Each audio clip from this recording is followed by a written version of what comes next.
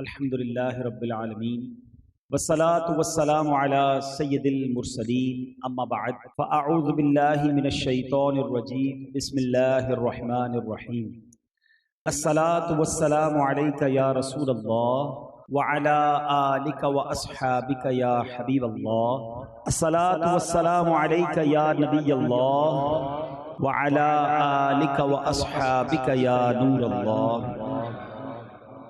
درود پاک کے بے شمار فضائل و برکات ہیں اور ایک بڑی مشہور آیت ہے آیت درود، ہم سبھی کو یاد ہے، اور یہ قرآنی حکم ہے۔ درود پڑھنا ایکچولی قرآن کا حکم بھی ہے، اور ایک ایسا خوبصورت حکم ہے کہ اس طرح کا کوئی اور حکم ہمیں قرآن میں نہیں ملتا۔ اللہ قرآن مجید میں ارشاد فرماتا ہے ان اللہ وملائکتہ یصلون علی النبی یا ایہا الذین آمنوا صلوا علیہ وسلموا تسلیما۔ مل کر درود پاک پڑھ لیں، صلی اللہ علی النبی الامی وآلہ صلی اللہ علیہ وسلم صلاۃ و سلاما علیک یا سیدی یا رسول اللہ۔ ترجمہ کیا ہے اس آیت کا کہ بے شک اللہ اور اس کے فرشتے درود بھیجتے ہیں اس غیب بتانے والے نبی پر، اے ایمان والو تم بھی ان پر درود اور خوب سلام بھیجو۔ اچھا، یہ وہ قرآن کا آرڈر ہے، قرآن کا وہ حکم ہے۔ اللہ کریم نے قرآن میں جا بجا احکامات نازل فرمائے ہیں، کبھی نماز کا فرمایا، کبھی زکوٰۃ کا فرمایا، بہت سارے ہمیں شرعی احکامات آرڈرز ملتے ہیں قرآن سے، مگر کہیں یہ نہیں فرمایا کہ اے ایمان والو میں بھی کرتا ہوں، میرے فرشتے بھی کرتے ہیں اور تم بھی شامل ہو جاؤ۔ پورے قرآن میں یہ ایک ہی ایسا کام ہے جس کے بارے میں رب فرماتا ہے اے ایمان والو اللہ بھی درود بھیج رہا ہے، اس کے فرشتے بھی درود بھیج رہے ہیں نبی پاک پر، تم بھی درود پڑھنے میں شامل ہو جاؤ۔ اچھا، یہاں ایک بات سمجھنا بہت ضروری ہے، اللہ کا درود بھیجنا اور ہے، ہمارا اور فرشتوں کا درود بھیجنا اور ہے۔ اللہ کا درود بھیجنا یہ ہے کہ اللہ رحمت نازل فرماتا ہے، وہ تو خالق ہے نا، مالک ہے، وہ اپنی رحمتیں نازل فرماتا ہے اپنے حبیب علیہ الصلوۃ والسلام پر، اور ہمارا درود بھیجنا یہ ہے کہ ہم دعا کرتے ہیں کہ اے اللہ ہمارے آقا و مولا جناب محمد الرسول اللہ صلی اللہ تعالیٰ علیہ وسلم پر درود بھیج، تو یہ سمجھنا ہے۔ اچھا، اب یہاں ایک اور بڑی خوبصورت بات علماء نے فرمائی کہ حضرت آدم علیہ الصلوۃ والسلام، آپ کو ابو البشر کہا جاتا ہے، آپ کو ایک بڑا کمال کا یوں سمجھیے کہ اعزاز دیا گیا جو اور کسی نبی کو نہیں ملا، کہ تمام فرشتوں نے آپ کو سجدہ کیا، اللہ کے سارے فرشتوں نے آپ کو سجدہ کیا، اور سبحان اللہ یہ شرف آپ کو عطا کیا گیا۔ اب یہاں علماء کہتے ہیں کہ حضرت آدم کو واقعی یہ مقام ملا کہ سارے فرشتوں نے سجدہ کیا، مگر یہ سجدہ ایک ہی بار کیا گیا۔ اور ایک اور تفسیر میں تو یہ بھی لکھا کہ دراصل یہ سجدہ جو تھا نا، حضرت آدم کی پیشانی میں نور مصطفیٰ چمکتا تھا، یہ سجدہ نور مصطفیٰ کو کروایا گیا تھا، لیکن اس کے باوجود یہ سجدہ ایک بار ہوا۔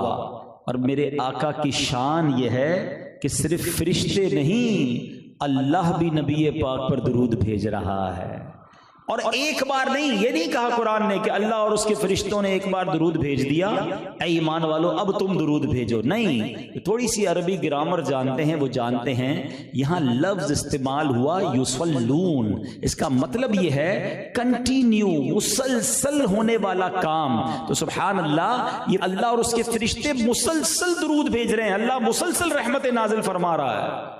تو اب سچی بات یہ ہے کہ ہمارے آقا کو ہمارے درود کی حاجت نہیں ہے، جس نبی علیہ الصلوۃ والسلام کی بارگاہ میں خربوں بھی تھوڑے ہیں، ہاں فرشتے کتنے ہیں ہم کاؤنٹ ہی نہیں کر سکتے۔ ہاں، یہ خود قرآن میں رب عز و جل نے ایک جگہ خوب ارشاد فرمایا، اللہ فرماتا ہے اور تیرے رب کے لشکروں کو اس کے علاوہ کوئی نہیں جانتا۔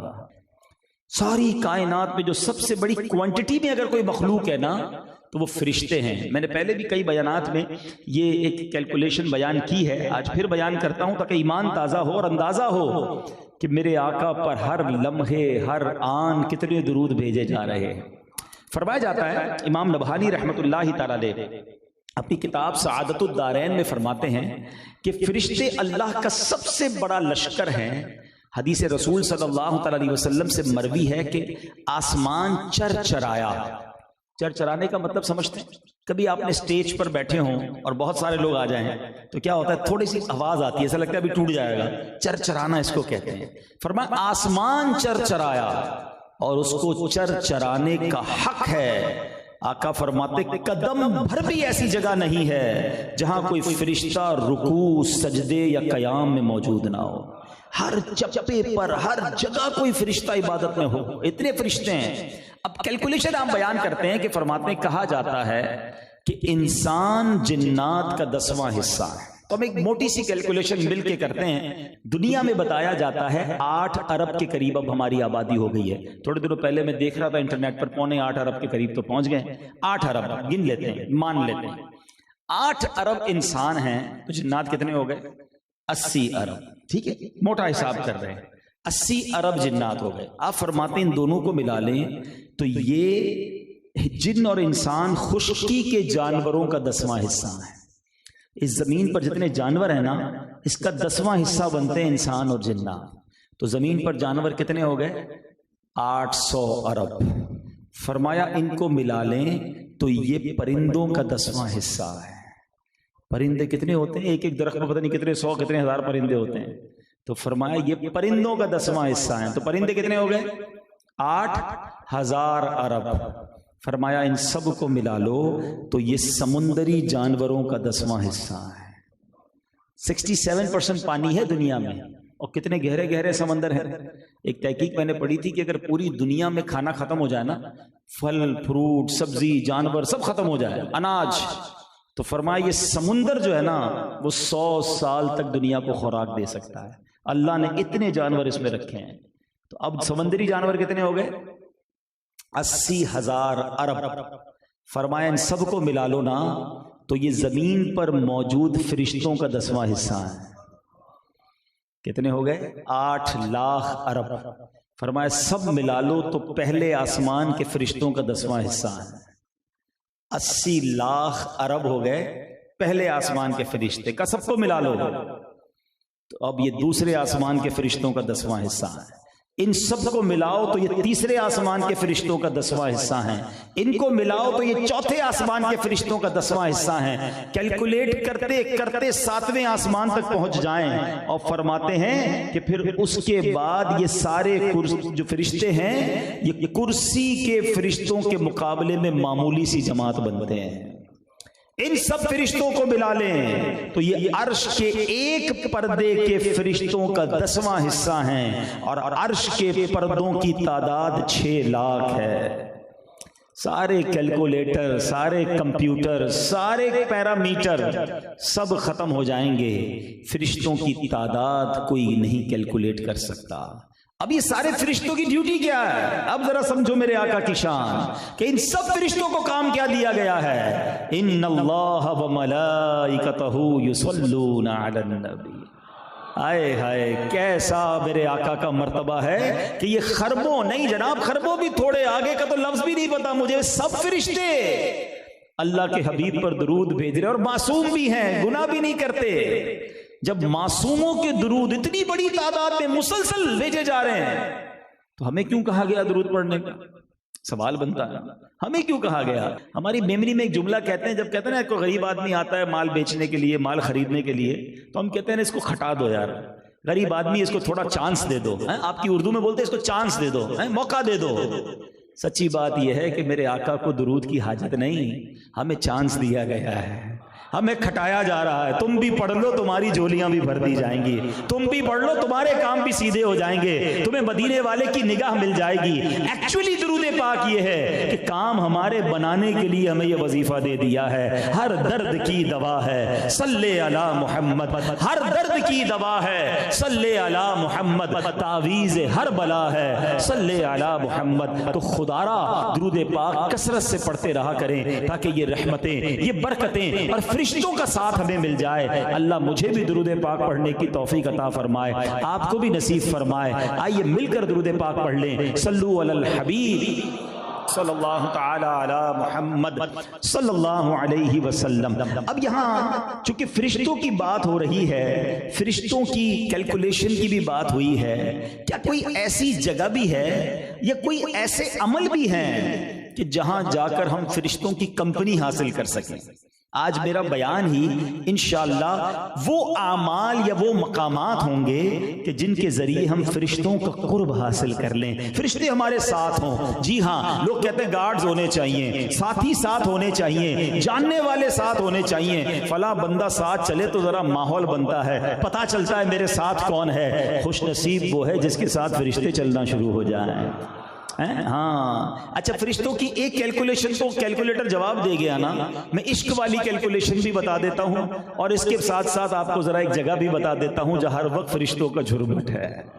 آقا کا دربار وہ ہے، مدینے والے آقا علیہ الصلوۃ والسلام کا روضہ وہ ہے جہاں 70,000 فرشتے صبح حاضری دیتے ہیں، 70,000 شام کو حاضری دیتے ہیں۔ اچھا، جو ایک بار حاضری دیتا ہے نا اس کی دوبارہ باری نہیں آتی ہے۔ اب آپ کو یہ سمجھ آ جائے گا کہ what is the reason behind this, کیوں ایک بار کے بعد دوبارہ باری نہیں آتی؟ صرف 12 گھنٹے کی کم و بیش حاضری، صبح آنے والے شام نہیں آئیں گے، شام آنے والے پھر کبھی نہیں آئیں گے۔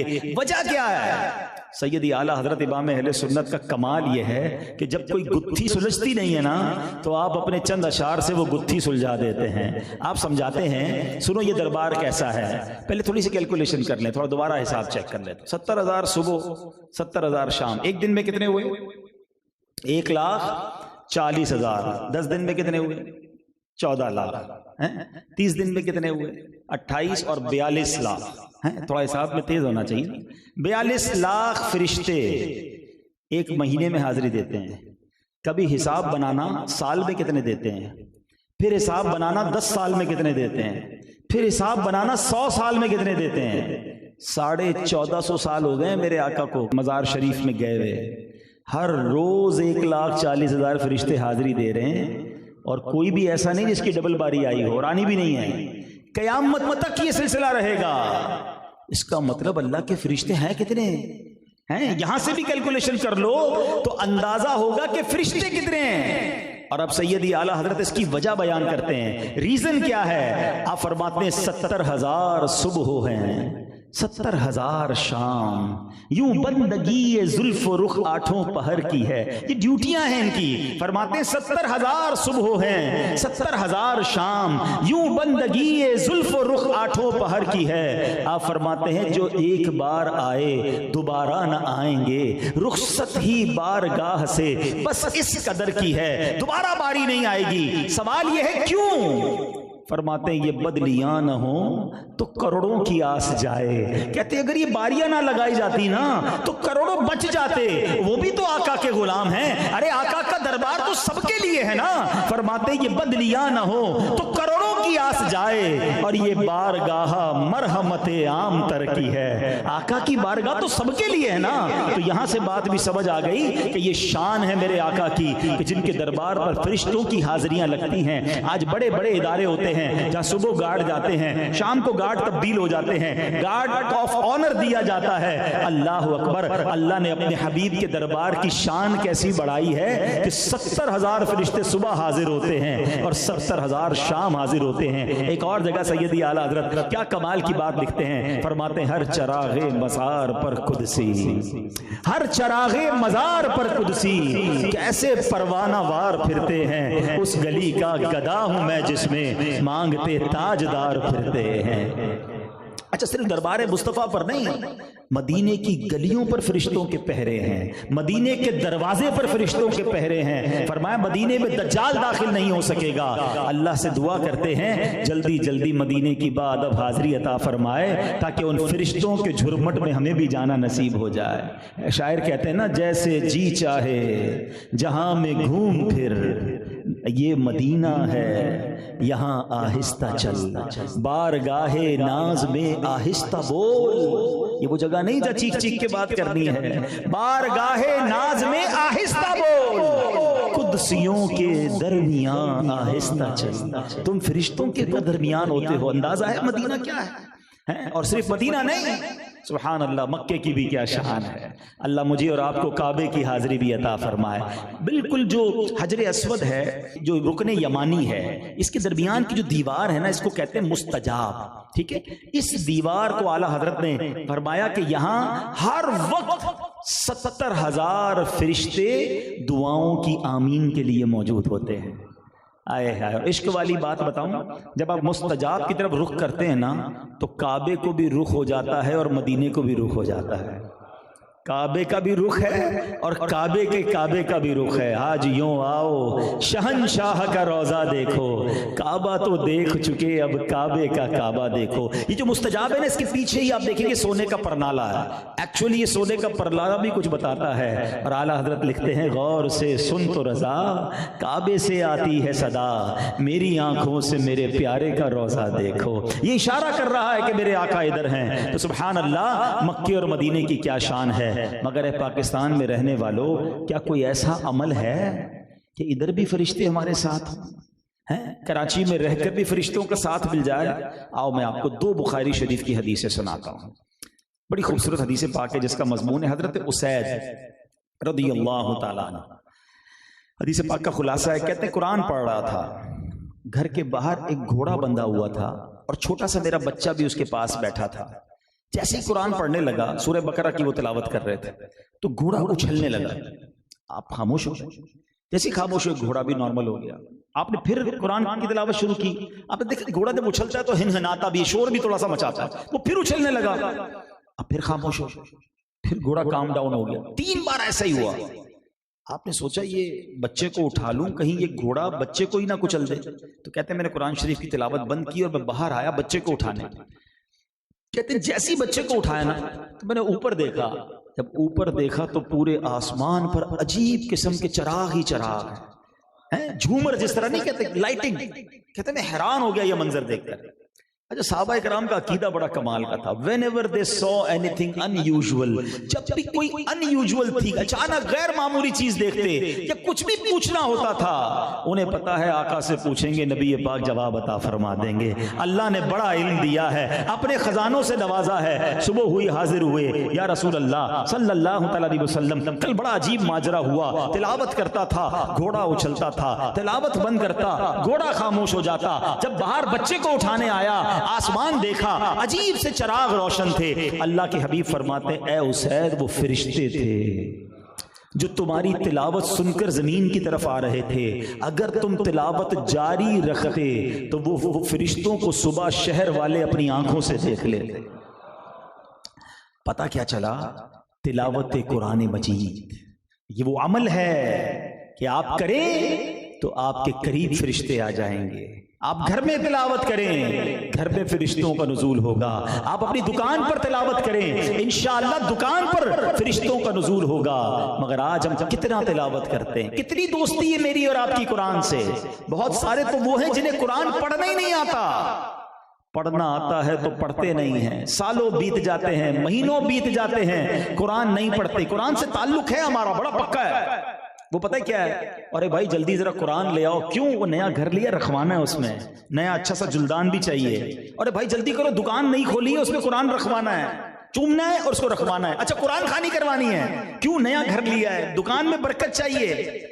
ارے اللہ کے بندو، صرف قرآن اسی لیے رہ گیا ہے برکت کے لیے، پیسے لینے کے لیے، قرآن سے کوئی رزق میں برکت ہو جائے. اچھا پھر افسوس یہ ہے کہ دکان میں پڑھائیں یا گھر میں پڑھائیں. مدرسے کے بچے پڑھیں گے، جس کے گھر میں ہو رہا ہے وہ پھر بھی نہیں پڑھ رہا ہوتا. بچے پڑھ کر برکت پہنچا دیں، مجھے نہیں پڑھنا قرآن. صرف یہی کام ہے قرآن کا. میں کب پڑھوں گا، کب سمجھوں گا، کب انڈرسٹینڈ کروں گا. وہ واقعہ سنا ہوگا آپ نے کہ ایک بوڑھی عورت تھی اور اس کا ایک بیٹا بڑی غریب بھی تھی، بیمار بھی تھی. بڑی دعاؤں سے اپنے بچے کو اس نے جو ہے وہ بیرون ملک بھجوایا کہ بچہ باہر جائے گا، کما کے بھیجے گا، اپنا علاج بھی کراؤں گی، گھر بھی بناؤں گی. بیٹا چلا گیا. تھوڑے دن ہوئے تو بیٹے نے خط بھیجا. بوڑھی ماں بہت خوش ہوئی، میرے بیٹے نے ولایت سے خط بھیجا ہے. آنکھوں سے لگایا، چوما، دراز میں رکھ دیا. پڑھنا تو آتا نہیں تھا بیٹے نے کیا لکھا ہے. دوسرا مہینہ ہوا، پھر چوما، پھر آنکھوں سے لگایا، پھر دراز میں رکھ دیا. بیمار ہوتی گئی، غربت بڑھتی گئی، خط آتے گئے، چوم چوم کے دراز میں رکھتی گئی. آخرکار اس بوڑھی ماں کا انتقال ہو گیا. پڑوس کی عورتیں آئیں صفائی کرنے کے لیے، دراز کھولی تو بہت سارے خط نکلے. جب ان خطوں کو کھولا گیا تو ہر اینولپ میں ہر خط میں ایک منی آرڈر موجود تھا. بیٹا اپنی ماں کو ہر مہینے پیسے بھیج رہا تھا. بوڑھی ماں کو پتہ ہی نہیں تھا بیٹے نے کیا بھیجا ہے, تو چومتی تھی, بس پڑھنا تو آتا نہیں تھا اور دراز میں رکھ دیتی تھی. ہم شاید قرآن کے ساتھ یہی کر رہے ہیں. ہم چوم تو رہے ہیں, آنکھوں سے تو لگا رہے ہیں, ہمیں یہ نہیں پتا رب نے اس میں خزانے کتنے عطا کیے ہیں, اس پہ نعمتیں کتنی ہیں, اس میں میسیجز کتنے ہیں, اس میں سیکھنے کے لیے کیا کیا ہے, ہمیں پتہ ہی نہیں ہے, ٹائم ہی نہیں ہے سیکھنے کا.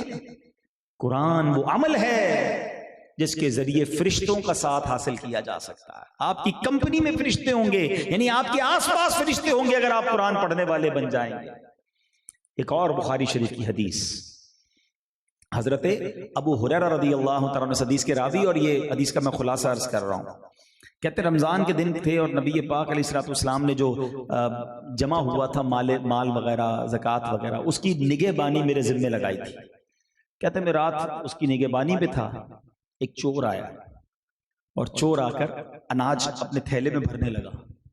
کہتے میں نے دیکھ لیا, میں نے اسے پکڑ لیا. کیا کر رہے ہو, مسلمانوں کے مال سے مال چلا رہے ہو؟ کہتا حضور معاف کر دیں, بہت غریب ہوں, چھوٹے چھوٹے بچے ہیں, معافی دے دیں, آئندہ نہیں کروں گا, بس چھوڑ دیں مجھے. حضرت ابو ہریرہ کہتے مجھے رحم آیا, میں نے چھوڑ دیا اسے. صبح گیا بارگاہ رسالت میں صلی اللہ تعالیٰ علیہ وسلم. کمال دیکھیں, بخاری کی حدیث ہے, یہاں عقیدہ بھی سیٹ ہو جائے گا. کئی لوگوں کو کنفیوژن ڈالنے والے کنفیوژن ڈالتے نا. سنو, حضرت ابو ہریرہ نے کچھ نہیں بتایا. آقا فرماتے ہیں ابو ہریرہ تمہارے رات والے چور کا کیا ہوا؟ نبی پاک کو کیسے پتا چلا؟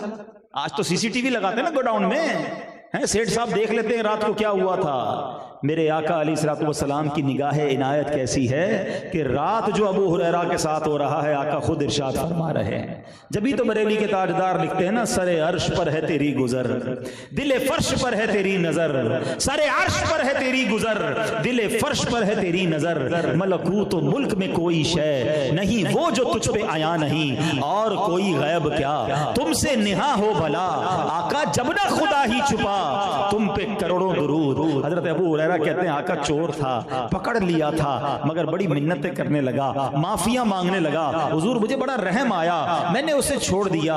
آقا فرماتے اے ابو ہریرہ ایک بہت بڑا جھوٹا ہے, وہ پھر آئے گا. اے ابو ہریرہ وہ پھر آئے گا, جو ہو چکا ہے, جو ہوگا. سمجھ رہے ہو نا, میں بخاری کی حدیث سنا رہا ہوں. جو ہو چکا ہے, جو ہوگا حضور جانتے ہیں. آقا فرما رہے ابو ہریرہ وہ پھر آئے گا. رضی اللہ تعالیٰ سے زیادہ عقیدہ کس کا مضبوط ہوگا؟ کہتے ہیں میں تو پہلے سے ریڈی ہو گیا, اب آنا ہی آنا ہے چور نے. آقا نے فرمایا اب تو آنا ہی ہے, بالکل ریڈی رہے. چور آیا, کہتے ہیں میں نے پھر پکڑ لیا. کہ تمہیں منع کیا تھا ایسا مت کرنا, کل تم معافی بھی مانگ کے گئے, پھر آ گئے. کہتا بس اب معاف کر دیں, اب نہیں کروں گا, اللہ کے واسطے معاف کر دیں, بچے چھوٹے چھوٹے ہیں اس لیے میں آ گیا. کہتے پھر مجھے رحم آیا, میں نے چھوڑ دیا. صبح دربار رسالت میں حاضر ہوا. آقا علیہ السلام نے خود پوچھا اے ابو ہریرہ تمہارے رات والے چور کا کیا ہوا؟ کہتے حضور وہ آیا تو تھا, میں نے جو ہے وہ اسے معاف کر دیا, غریب تھا, رونے لگ گیا تھا. آقا علیہ السلام فرماتے اے ابو ہریرہ وہ جھوٹا ہے, وہ پھر آئے گا. آئے ہائے, سیدنا ابو ہریرہ کہتے ہیں اب تو میں نے ٹھان لی, اب اس نے آنا ہے, اب میں نے نہیں چھوڑنا. پھر آیا, میں نے پھر پکڑ لیا. عجیب آدمی ہو, 2 دن سے تمہیں چھوڑ رہا ہوں, معافیاں مانگتے ہو, توبہ کرتے ہو, پھر آ جاتے ہو, اب تمہیں نہیں چھوڑوں گا, نبی پاک کی بارگاہ میں لے جاؤں گا.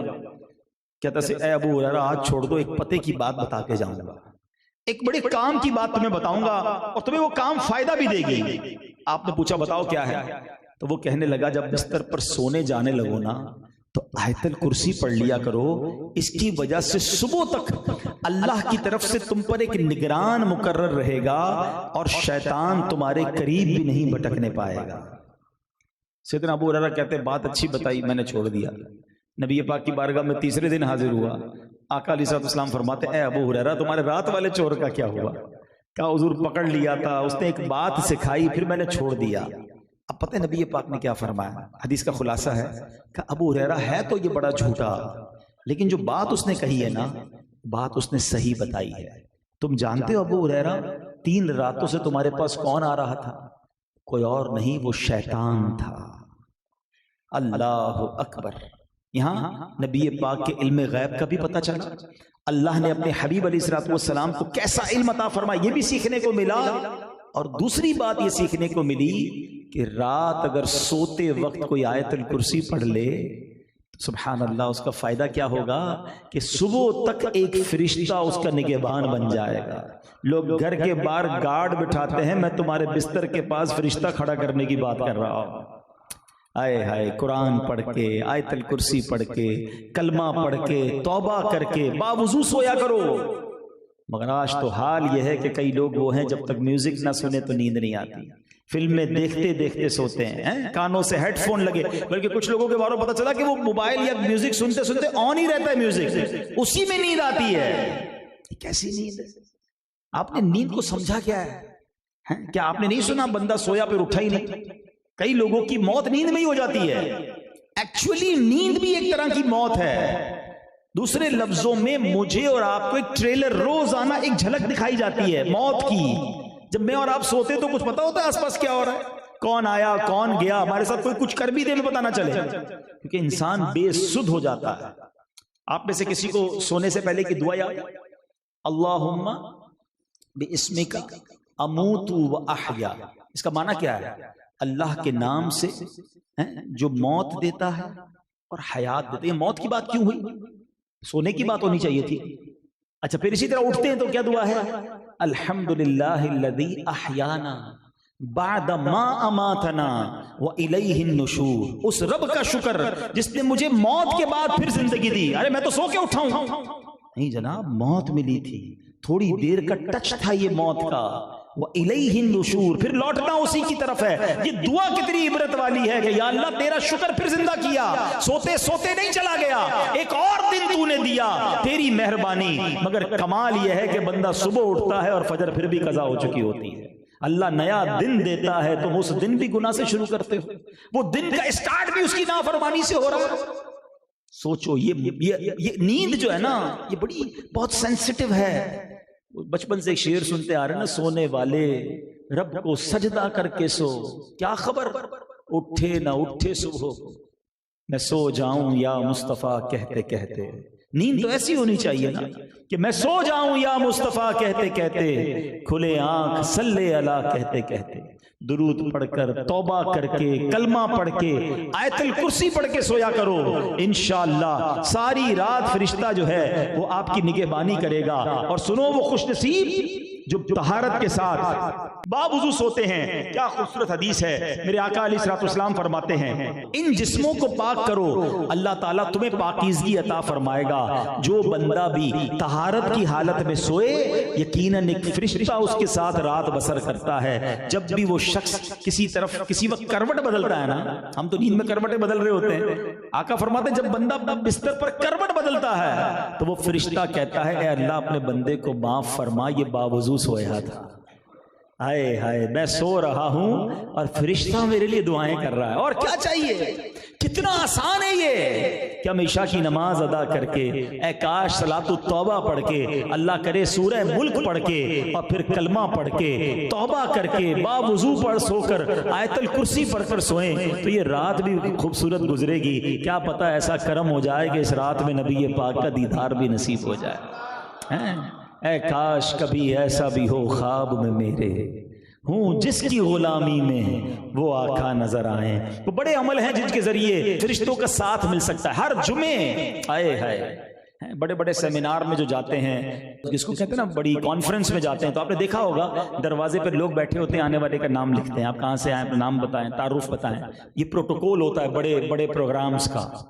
آپ کو پتا ہے ہر جمعے کو جب آپ مسجد میں آتے ہیں تو مسجد کا پروٹوکول کیا ہوتا ہے؟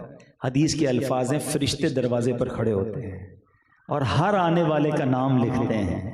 آپ کا میرا نام فرشتے لکھتے ہیں۔ اور آپ کو پتا ہے ہر جمعے آپ کتنی بڑی نیکی کما سکتے ہیں؟ اگر میں آج آپ کو کہوں کہ ہر جمعے 2 لاکھ روپے صدقہ کریں، آپ کہیں گے یار 2 لاکھ ہر جمعے، مہینے کے 8 لاکھ روپے ہو گئے، 5 جمعے بھی آتے ہیں کبھی کبھی تو 10 لاکھ ہو گئے، کدھر سے لاؤں بھائی صدقے کے؟ زکوٰۃ بھی نہیں، صدقہ۔ سبحان اللہ، آپ ہر جمعے 2 لاکھ کا ثواب کما سکتے ہیں۔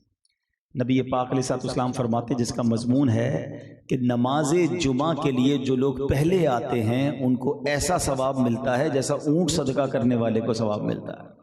اللہ کی راہ میں اونٹ صدقہ کرنے کا ثواب. فرمایا جو اس کے بعد آتے ہیں وہ ایسے ہیں جن کو گائے صدقہ کرنے کا ثواب, ان کے بعد آنے والے ایسے ہیں جیسے بکری صدقہ کرنے کا ثواب, پھر آنے والے ایسے جیسے مرغی صدقہ کرنے کا ثواب, اور پھر آنے والے ایسے جیسے انڈا صدقہ کرنے کا ثواب.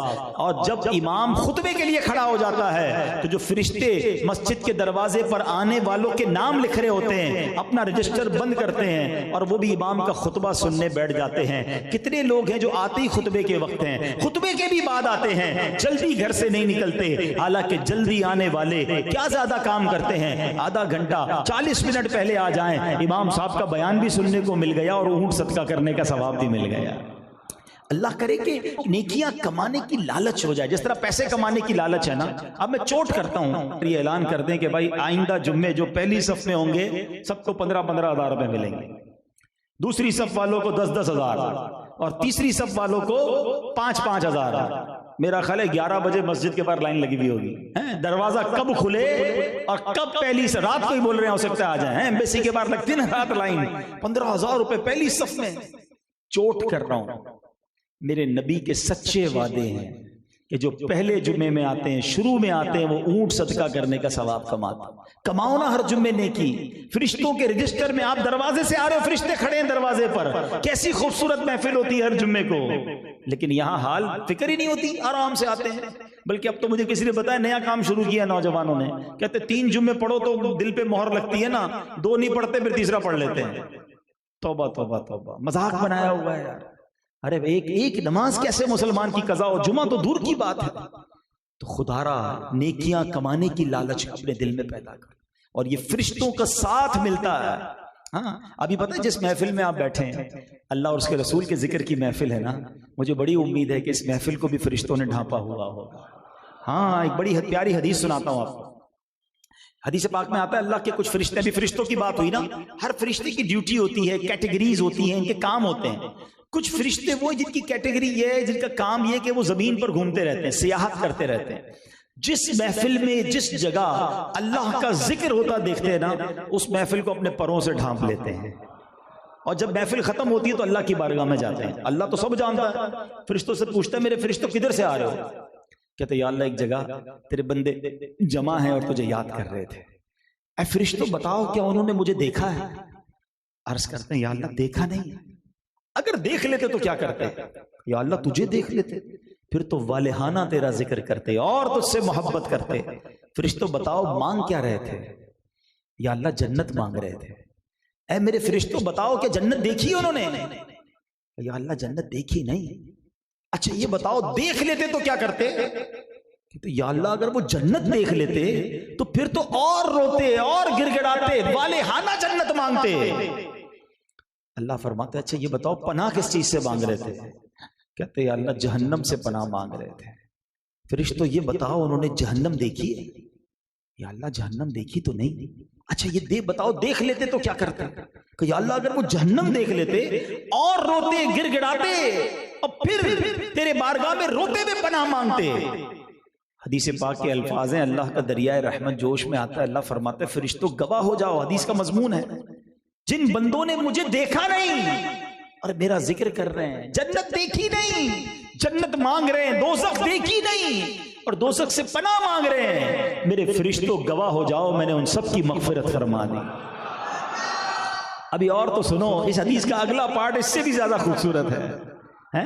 فرشتے کہتے ہیں یا اللہ ان میں ایک بندہ ایسا تھا جو تیرا ذکر کرنے نہیں آیا تھا, اپنے کسی پرسنل کام سے آیا تھا. ہو سکتا ہے یہاں بھی کوئی بھائی ہو, ایک دوست آ رہا ہو دوسرے کو چل یار میرے ساتھ کوئی بات نہیں, تجھے بیان نہیں سننا, ویسے ہی آ جاتے نا, کبھی کبھی ایسے بھی آ جاتے ہیں, ایسے بھی آ جائے کرو کوئی بات نہیں. فرشتہ کہتا ہے یا اللہ ایک بندہ ایسا تھا جس کا کوئی کام نہیں, ذکر کر رہے نہیں, ایسے ہی آیا تھا. اللہ فرماتا ہے میرے فرشتوں یہ وہ محفل ہے جس کے ہم نشین بھی محروم نہیں رہتے, میں نے اس کی بھی بخشش فرما دی.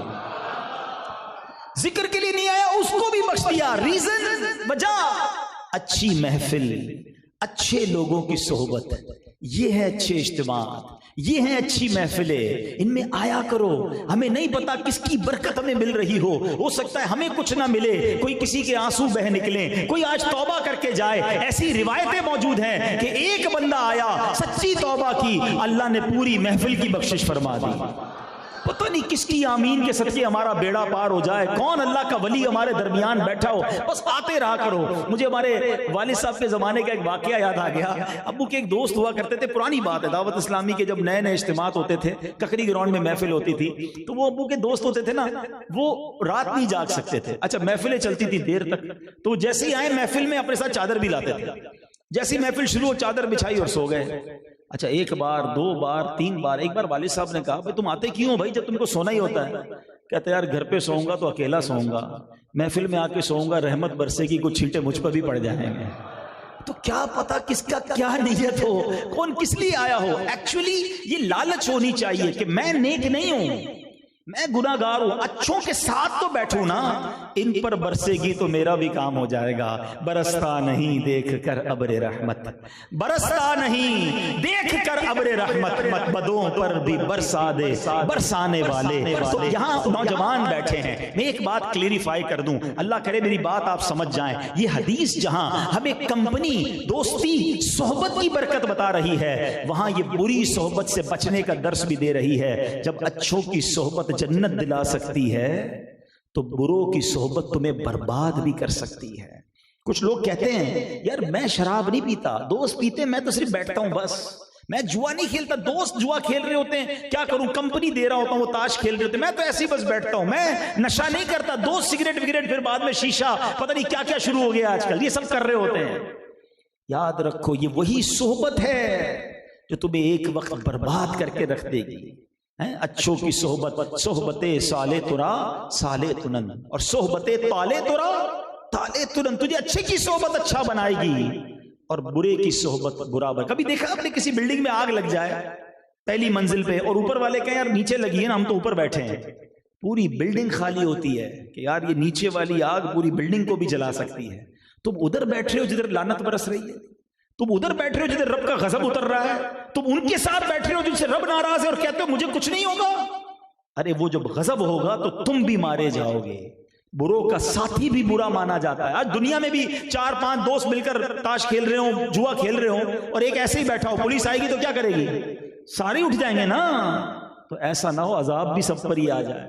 عقل مند بنو۔ مجھے دنیا میں ایک شرابی بتا دیں، ایک جواری بتا دیں، ایک ہیروئنچی بتا دیں، ایک چور بتا دیں جو یہ کہے کہ یار یہ چاروں کام ماں باپ سے سیکھے ہیں، سارے کام دوستوں سے سیکھے ہیں۔ ماں باپ تھوڑی لاتے گھر میں آج بیٹا بڑا اچھا امتحان میں اچھے نمبر آیا ہیروئن پی لے، یہ دوست ہی ہوتا ہے جو پہلے سگریٹ پلاتا ہے اور پھر آگے جا کے ہیروئنچی بناتا ہے۔ یہ دوست ہی ہوتا ہے جو تھوڑی بستی مستی میں چوری کرواتا ہے پھر ڈاکو بنواتا ہے۔ یہ تاش کھلاتے کھلاتے جواری بناتا ہے۔ یہ بری صحبت ہی ہوتی ہے جو بندے کو برباد کرتی ہے۔ جو آپ کہتے ہیں مجھے اپنے آپ پر بڑا اعتماد ہے، یہ چھوڑ دو۔ بڑے بڑے اولیاء کو جب شیطان نے بہکا دیا میں اور آپ کیا ہیں، تو اچھے کی صحبت ہی اپناؤ، اپنے آپ کو بچانا ہی اسی میں کہ میری صحبت اچھی رہے۔ کیا خوبصورت بات پنجابی شاعر نے کہتے ہیں نا، بڑی کمال کی بات کہی، وہ کہتے ہیں بھلے بندے دی صحبت یاروں جویں دکان تاراں، سودا بھاوے ملے نہ لئیے بھلے آن ہزاراں۔ کہتے ہیں اچھے بندے کی صحبت ایسی ہے جیسے عطر والے کی دکان، پرفیوم کی عطر کی دکان پہ جب جاتے ہیں تو کیا ہوتا ہے، پیسے خرچ کرے نہ کرے خوشبو فری میں آ جاتی ہے، تھوڑا بہت سیمپل بھی لگا دیتا ہے، سب فری میں ملا نا، فائدہ ہی ہوا، نقصان کوئی نہیں ہوا۔ یہ ہے اچھا بندہ، تھوڑی دیر بھی بیٹھو کچھ ملنا ہی ہے، جانا کچھ نہیں ہے۔ تو کہتے ہیں بھلے بندے دی صحبت یاروں جویں دکان تاراں، سودا بھاوے ملے نہ لئیے ہلے آن ہزاراں۔ اور کہتے ہیں برے بندے دی صحبت یاروں جویں دکان لوہاراں۔ برے بندے کی صحبت کیسی ہے، جیسے لوہار کی دکان، کپڑے پاویں کچھ کچھ پئیے چنگا پین ہزاراں۔ کہتے کپڑے کتنے ہی بچا لو، لوہار کی دکان سے چنگاریاں نکلتی رہتی، گھر جا کے دیکھو گے نا کوئی سوراخ ہو ہی گیا ہوگا۔ یہ ہے برے کی صحبت، تمہارے دامن کو داغدار کر دے گی، تمہارے کردار کو، تمہارے عقیدے کو۔ اچھا یہ تو نہ گناہ گاروں کی صحبت ہے نا، ایک الگ اور بھی کہانی شروع ہو گئی ہے۔ اچھا خاصا نیک نمازی یہ کہتا سنتا سب کی ہوں، انٹرنیٹ کا زمانہ آ گیا ہے، جس کی دیکھو اس کی کلپ دیکھ رہا ہے پھر پریشان بھی ہو رہا ہے، یار ہمارا عقیدہ تو یہ تھا، ہم نے تو اپنے بزرگوں سے یہ سیکھا تھا، یہ تو یہ کہہ رہا ہے۔ بھائی سب کی بات کیوں سننی ہے، سب سے کیوں دین سیکھنا ہے؟ مجھے یہ بتاؤ کبھی آپ نے اپنا گھر موچی سے بنوایا ہے؟ ہیں یار میرا جوتا بھی بڑے اچھے بناتا ہے، گھر بھی یہی بنا دے. بھائی گھر انجینئر بنائے گا، موچی جوتے بنائے گا. ایک ڈاکٹر آپ کو دوائی بڑی اچھی دیتا ہے، آپ کو سب علاج ٹھیک کر دیتا ہے. کبھی اس ڈاکٹر کے پاس آپ نے جا کر کہا کہ ڈاکٹر صاحب آپ میرا علاج بھی ٹھیک کر دیتے ہو، اپنی بلڈنگ بنا رہا ہوں بلڈنگ بھی آپ ہی بنا دو؟ نہیں یار، ڈاکٹر علاج کرے گا، انجینئر بلڈنگ بنائے گا، موچی جوتے بنائے گا، کسائی گائیں کاٹے گا. ہر بندہ اپنے فیلڈ کا کام کرے گا نا. دین جس کی مرضی وہ سکھائے گا. دین میں مذاق بنایا ہوا، جس کی مرضی وہ قرآن کی شرح لے کے انٹرنیٹ پر بیٹھا ہوا اور سارے لوگ سن رہے ہیں. اللہ کے بندو یہ تو دیکھو اس نے خود کتنا سیکھا ہے دین. ہم نے دین بھی اس سے سیکھنا ہے جس نے اللہ رسول کی محبت دل میں اتارنی ہے. صحابہ اہل بیت اور اولیاء کرام کی محبت ہمیں سکھانی ہے. ہر ایرے غیرے سے دین سیکھو گے تو پھر کنفیوز ہی رہو گے. انہیں جانا، انہیں مانا، نہ رکھا غیر سے کام، للہ الحمد میں دنیا سے مسلمان گیا. ہمیں غیروں سے کیا کام ہے؟ تو بہرحال یہ حدیث ہمیں جہاں فرشتوں کا ساتھ بتا رہی ہے وہاں اچھے اور بری صحبت کا بھی ہمیں خیال رکھنا ہے. اب آخری بات، میں نے کچھ اعمال تو بیان کیے، کبھی زندگی رہی اعمال تو بہت سارے ہیں، کئی حدیثیں ہیں جن کے ذریعہ فرشتوں کی گویا برکتیں لوٹ سکتے ہیں. اب ایک دو کام میں آپ کو وہ بتاتا ہوں جن سے فرشتے ہی دور ہو جاتے ہیں، اور آج وہ بھی بڑے عام ہیں. ایک تو وہ کام کر نہیں رہے جس سے فرشتے قریب آئیں، ان کاموں میں لگ گئے جن سے فرشتے دور ہو جاتے ہیں. حدیث پاک کا مضمون ہے کہ جب بندہ جھوٹ بولتا ہے اس کے منہ سے ایسی بدبو نکلتی ہے کہ فرشتہ 1 میل دور ہو جاتا ہے. اب ادھر اتنا جھوٹ بولتے پتہ نہیں فرشتے کتنے دور ہو گئے ہوں گے. پھر کہتے ہیں یار گھر میں برکت نہیں ہے، روزی میں برکت نہیں ہے، دعا میں برکت نہیں ملتی، مسئلے حل نہیں ہو رہے. تم نے خود ہی فرشتوں کو جھوٹ بول بول کر دور کر دیا. روایتوں کا مضمون ہے جس گھر میں کتا ہو یا جاندار کی تصویر ہو اس گھر میں بھی رحمت کے فرشتے نہیں آتے. گھروں میں جاؤ تو ایسی تصویریں لگائیں. اب تو بے شرمی کی انتہا ہے، اپنی شادی کی تصویر لگاتے ہیں. میری بیوی کو بھی دیکھو کیسی لگ رہی تھی شادی کی رات. ارے بے وقوف اللہ کے بندے، یہ کون سی بے حیائی ہے؟ بندہ اپنی تصویریں اگر بنا بھی لی، اول تو بنانی نہیں چاہیے، اور وہ بھی سجا سجا کے دنیا کو دکھا رہے ہو. تو ڈیجیٹل تصویر کا چلے الگ حکم ہے جو علماء اجازت دیتے ہیں، لیکن وہ اپنے تک رکھے نا، سب کو دکھانی ہے. اور پھر پتہ نہیں کون کون سی تصویریں لگی ہوئی ہیں. اچھا تصویریں الگ لگی ہوئی ہیں، وہ کھلونوں کے اندر بت الگ بنے ہوئے ہیں، اور پھر کہتے ہیں یار میرے گھر میں اتنی پرابلمز ہیں، اتنے لڑائی جھگڑے ہیں. تم نے خود ہی دروازہ بند کیا ہوا ہے فرشتوں کا. تو ایک بار اب یہ فارغ ہوں اجتماع سے گھر جائیں، ذرا اپنے گھر کا سروے کریں. اور یہ تصویریں، اچھا پیر صاحب کی تصویر بھی نہیں لگا سکتے، ہاں اپنے والد کی تصویر بھی نہیں لگا سکتے. یہ فرشتوں کو روک رہے ہیں آپ.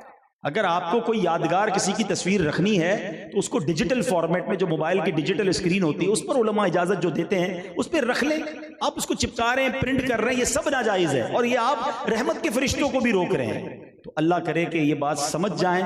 تو بہرحال آج کے مختصر بیان میں نے یہ پیغام دینے کی کوشش کی کہ وہ اعمال کریں جن سے فرشتے آپ کے ساتھ ہوں. وہ اعمال کیا ہیں؟ درود پاک پڑھیں، تلاوت قرآن کریں، قرآن سے دوستی کریں، رات کو سونے سے پہلے باوضو سوئیں، آیت الکرسی پڑھ کے سوئیں، اور پھر سب سے اچھی بات اپنی صحبت اچھی کریں، نیک لوگوں کے ساتھ بیٹھیں، ذکر و اذکار کی، اللہ رسول کے ذکر کی محفلوں میں آیا کریں. اور یہ محفلیں دعوت اسلامی کی آپ کو نظر آتی ہیں، ہر جمعرات دعوت اسلامی کا اجتماع ہوتا ہے، اس میں شرکت کریں، مدنی قافلوں میں سفر کریں. انشاءاللہ یہ وہ محفلیں ہیں جس پر فرشتے بھی نازل ہوں گے اور اللہ کی بارگاہ میں جا کر بتائیں گے مولا تیرے بندے بیٹھے ہیں، تجھے یاد کر رہے ہیں، دنیا کا اور قائم نہیں، تیرا اور تیرے حبیب کا ذکر کر رہے ہیں. تو انشاءاللہ بیڑا پار ہو جائے گا. آمین بجاہ النبی الامین صلی اللہ تعالی علیہ وسلم. میرے اعمال کی اصلاح کرم سے